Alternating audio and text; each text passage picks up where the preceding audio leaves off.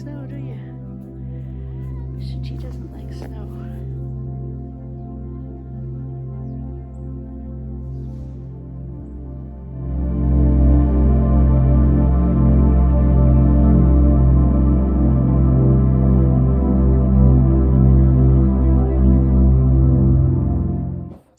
Hello everyone, and welcome back to the Grimm Chronicles. I am the Grimm Reader, and I think this is going to be an update on my reading for the past week, which was week 4 of 2022.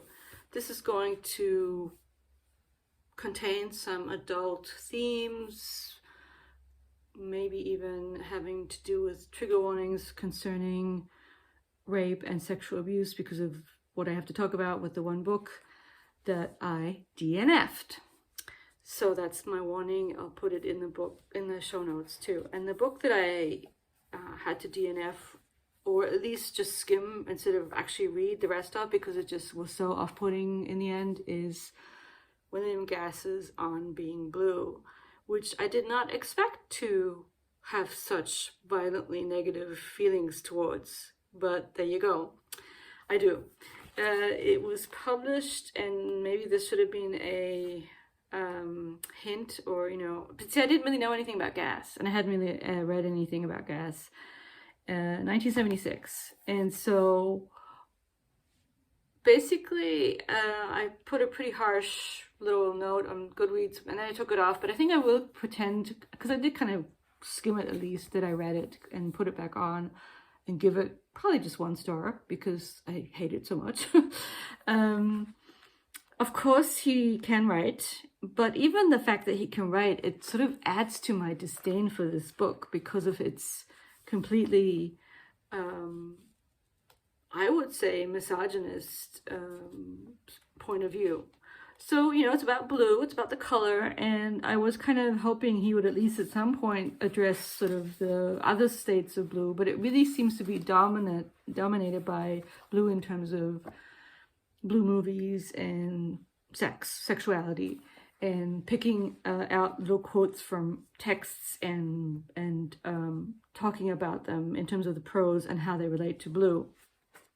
And, I've stopped reading it a while ago, so it's even kind of now fading a little bit, but I have a few examples for you guys. And also I did find a very, very good review, which kind of states exactly what I think, but more, by an Australian scholar, feminist writer called Tessa Laird. And she talks about how the title is called Getting the Blues, of this essay, which is really more than Gass. I'll get into that in a minute. Sex, Words, and the Hues. And it's from 2014, but it's very good. And one thing I'll quote down here, she says, was reissued by NYRB, garnering a whole new generation's worth of attention and praise, but not all parts of the book stand the test of time. Beneath its somewhat abstract premise, Gass reveals and willingly recycles via quoting the same sad, faded, phallocentric proclivities as his generation of male American writers. Exactly. And so what we get is just a complete, so it's so extremely, anyone who knows my channel knows that I love reading books by men and not books like this, like I have no problem with, and I'm actually really interested in when it's well done, when men portray women in a way that is very kind of seems to ring true, or that I like, starting with someone like Trollope. I think Trollope's very good in the way he depicts women. Tolstoy, so far, I haven't read all of his stuff, perhaps more than Dostoevsky. I read this long book by a German writer, Uwe Jonsson, where a female character is the main character, so to speak, and she's wonderful. And so, I'm not sort of someone who doesn't read men. So that's why, but there is one person who I kind of don't read, and I kind of am lumping him now with this other person, which is Roth. I have issues with Philip Roth. I haven't read a lot of Roth. I've read one Roth where I had the same feeling, like it's not only sort of neglect of foregrounding, which I'm kind of okay with, because, my favorite book last year was Blood Meridian. it's more an issue of a kind of, it really kind of being blatantly anti-women and misogynistic, not just kind of not foregrounding, but actually being kind of, you can feel the visceral kind of dislike there of females, and not only dislike, but sort of dismissive. And so what I'm trying to get at is the only realm in which they seem to be of interest to this type of psyche is in terms of titillation and getting there, you know, what's up. I'm a little bit concerned about what I can say on YouTube. I don't really know anything about, you know, that. I would say the words, but it really seems to be that that's all they think about with women. And okay, there are a few exceptions, like Gas seems to like Gertrude Stein stuff, and he seems to sort of let Woolf into the canon. But other than that, you know, and so I started getting, you know, my hackles were raised a little bit when the first person he quotes from, I'm actually kind of interested in this writer, but, you know, it's John Barth from, what's the book exactly? I think Sotweed Factor, which I'm actually kind of interested in, but it's a very kind of quote about involving rape in a kind of, in this sort of over-the-top way that I think Sotweed Factor is. And the way he sort of writes about the little quotes is just sort of be like, really? And he says something like, rape is on the rise, we read, nearly every day. You know, that kind of like, it's in the news, you know, this sort of, oh, isn't that interesting? You know, that's about it. And then it gets more and more like that, to the point where I just couldn't take it anymore. And so, and even when he's just talking about, you know, other sort of sexual stuff concerned with Blue, it was sort of like, come on, I mean, is this all it is? Is this all about the fact that Fanny Hill, a dirty book without a dirty word? I mean, that's boring to me, that if that's all he's going to write about, however well worded it is. It gets kind of like, it's all about his C, blah, blah, blah. It really seems to be that that's all he's interested in this book. I mean, and that to me is so super boring and, you know, worse when it comes to his depiction of women. And he quotes a lot of people and words. I mean, it really is very phallocentric and even phallogocentric, you know, this interest of his own words. And you kind of just get the sense, I mean, now I'm perhaps being a little unfair, that he's just in love with his own wordsmithing abilities, and that kind of gets him off too. And I have to say that a little bit of what I found online, you know, besides these good articles, is these very kind of fawning interviews with him where he gets to just bloviate about whatever, and it's as if I don't think anyone has ever questioned him about this stuff. I mean, because, you know, it's almost like, why bother? Because it's obviously he hates, you know, anything to do with feminism. And so I would say the place where I kind of wanted to just stop and did was when he quotes a section from a novel by John Hawkes called The Lime Twig. Now, John Hawkes is, I don't really know that much about him, but the passage is really, really violent, and it's a scene of abuse and I think also sexual abuse of a very kind of intense nature, and it's very discomforting to read. And Tessa has sort of the same reaction to him quoting this, and she just says it's just hard for anyone normal to kind of find anything sort of pleasing about it. And then he says, after quoting it, I mean, I can read the final sentence after, I won't read it at all, but the final sentence is, when he finally stopped for good, she was bleeding, but not from any wound she could see. So, you know, and, you know, that's the end. And then he says, Gass says, this passage is impossible to overpraise. And then ... and then he quotes little points from the passage, this awfully abusive passage, ... quote, ... quote. And then he moves on to talking about Bovary, and the way he makes that transition is, this is a choice sentence, quote, when a character will not oblige by using a truncheon as a penis, the author must manage the shift himself. Excuse me, I mean, gross. Gross, gross, gross. I don't need this. No one needs this. And Tessa alerted me to something in the back further on that I hadn't gotten to because I just kind of gave up. And it's when he's, at the end, he has this weird creepy section where he imagines kind of being able to go into his neighbor's house And he tries to sort of make them interesting and make them characters in his creepy, stalky type novel. And apparently the woman is preparing salad at a sink. You know, of course the woman's preparing salad at a sink. And then he writes things like, why doesn't she slip out of those blue jeans and roll upon the floor in an agony of desire? Because that's what would make it interesting for him. Well, I just cannot take it anymore.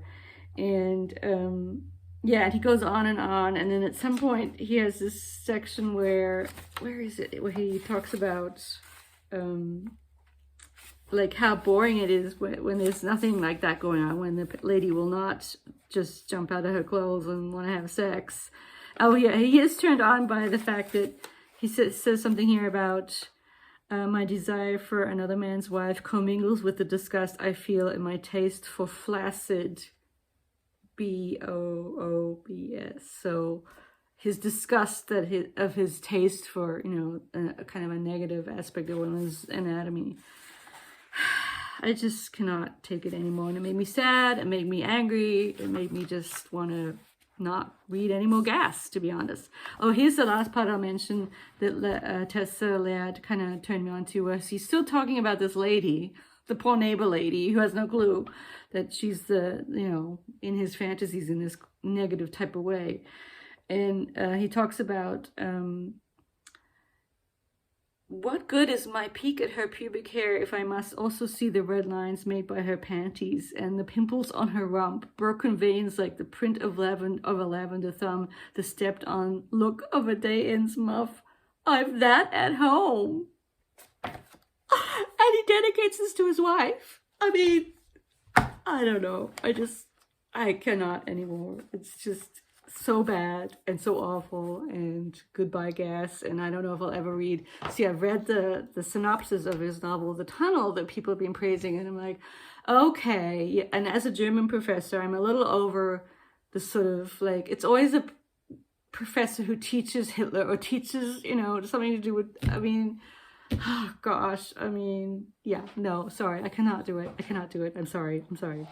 So that's my negative evaluation of On Being Blue, which made me blue, you know. But you know what? And but the wonderful thing about this review essay is that she talks a lot more about other books on color, and including Maggie Nelson, I think, wrote Bluets, which I am kind of interested in. So, you know, I'm not giving up completely on the color. She mentions Alexander Thoreau's book, The Primary Colors, which I don't know much about, except that apparently it's also involved in a plagiarism complaint, as I recall.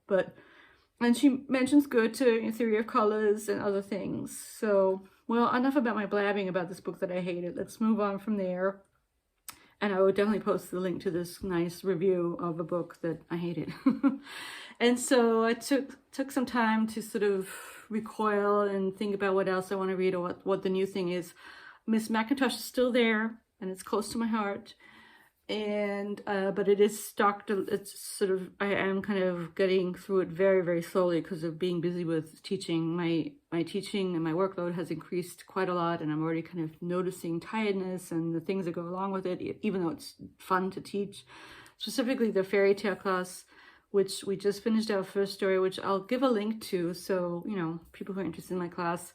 The first group of fairy tales, it's all examples of kind of its bridegrooms, so people, male bridegrooms who are animals. So it's called beastly bridegrooms. And they're usually pigs.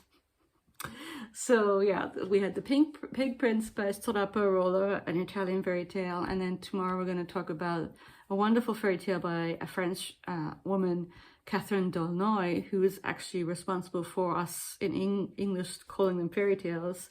Her story about Le Prince Macassin, the wild boar, who's also, it's really interesting fairy tale, and it sort of connects to Louis XIV and the Sun King and all of that stuff. So I found an online copy of Strapparola. I haven't found an online copy of D'Aulnoy, although there used to be a really great site, but I think it's gone because I think she sort of decided to put her stuff into books and take it offline, but I don't know. And kind of also fairy tale related, the book I decided to pick up just to sort of, you know, cleanse my everything after the awfulness of gas is Barbara Comyns, British writer, very interesting writer, very interesting. And so I read and enjoyed an early work of hers called Our Spoons Came from Woolworths, very strange novel. And the voice of the female character was strange. But I liked it. I liked the strangeness of it. And so this is going along with that. It's also very strange. This is a much later work. This is from came out in 1986 or something. So quite a late work, 85. So, but it still has a strange, it's similar. I can tell it's the same writer. So it's just a kind of, a very sort of stark way of telling things and describing things. And what's interesting about this book called The Juniper Tree is, of course, there's a famous, well, to me, famous fairy tale called The Juniper Tree, you know, found or recovered by the Grimm brothers. The story of how they came in to have this tale is actually really kind of complicated and interesting. And it's connected to a German romantic artist called Philipp Otto Runge, whose artworks are really strange and interesting, especially when he paints his children. And Runge is from the Hamburg area or North German area, and he found the tale supposedly written in, I think he found it written in a Low German dialect. And the Grimms were really kind of weird. They loved fairy tales passed on in dialect, specifically the Low German dialect. So not even where they're from, which is more in the middle of Germany. And see, they have a lot of connections to France and to French Huguenots coming in from France because they had to, because they're Huguenots. But the Juniper Tree is a very strange fairy tale, and it's also really, really violent. It involves, you know, decapitation and cannibalism, and it has this vibe of being almost very pagan and very sort of like different from even like more famous fairy tales like Hansel, Gretel, Cinderella. It has this weird spooky vibe, which I do really like. And another thing about the fairy tale is it's closely connected to people's being in tune with or out of tune with nature and trees and the seasons. And so there's sort of this circle of life type stuff going on in terms of cyclical, the world of nature, I guess, and specifically plants, the juniper tree, for example, which has all kinds of symbolic connections to both childbirth and also abortion. And so it's a fun tale to teach too. And she's done a really good job of, at first glance, you're like, what does this have to do with the juniper tree? And then you sort of start seeing things. For one thing, she is connecting the narrative to the times of year in a nice way, which is sort of has echoes of the juniper tree. And of course, I think the actual kind of content that will echo the fairy tale is coming up. I'm still only on page 60 something, but the chapters are very short, which is kind of nice, and it's not a very long tale, so I should be able to finish it by next week, and I'll tell you how it all resolved. But I'm really enjoying it, and it's definitely so different and nice to read after the awfulness of gas, which was really kind of, because I wasn't like, I think if I had known about it or just knew that this was something I would have to expect with him, but I hadn't, and I didn't have that reaction when I read Gaddis, which granted recognitions is earlier, but I just think Gaddis is a different person. I think it's gas. I think gas is gaseous. And yeah, which is too bad because he's sort of like, I don't know. It is what it is. And of course, I'm still continuing with my audiobook that I sometimes dip into, so that's still going well. Yeah, I think that's it. I don't think I have anything else to tell you guys. Sorry to be so negative and have to talk about such sad things, but such is life, and such is the reading life. We have DNFs that we have to just move on from. I hope everyone is doing well, and I will talk to you next week. Bye-bye.